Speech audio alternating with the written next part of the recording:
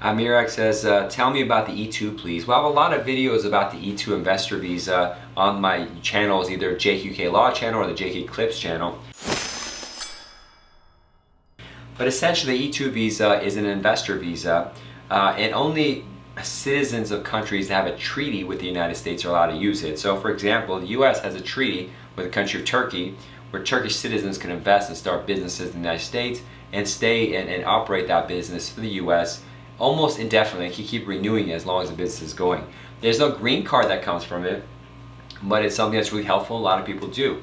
Now, again, I got to go back to the treaty aspect. Not every country has that treaty, and major countries like India, China, Russia, Brazil do not have this treaty. So if you only have a passport from one of those countries and many other countries, you cannot use the program. But if you have a second passport or a passport from another country that does have a treaty, you can potentially use it.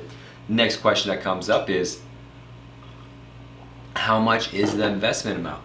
Everyone wants to know that. Well, there is no minimum investment amount for the E2 visa.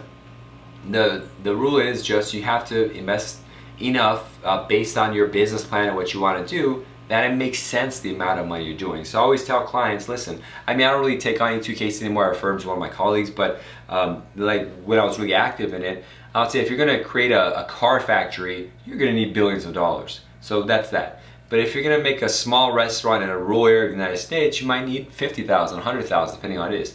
If you're going to make a restaurant in the middle of Beverly Hills, a very expensive place in the US, you may need at least $1 million because of the costs and stuff. So it really depends the investment amount of what your business is and what you're trying to do. If you're seriously interested about that, just contact me. I could connect you with my colleague who works on these. But I hope that information helped. I hope you enjoyed this educational video. Also, you'll find our social media site has a lot more videos, images, and information about the US immigration process. Please check those out on the various social media websites.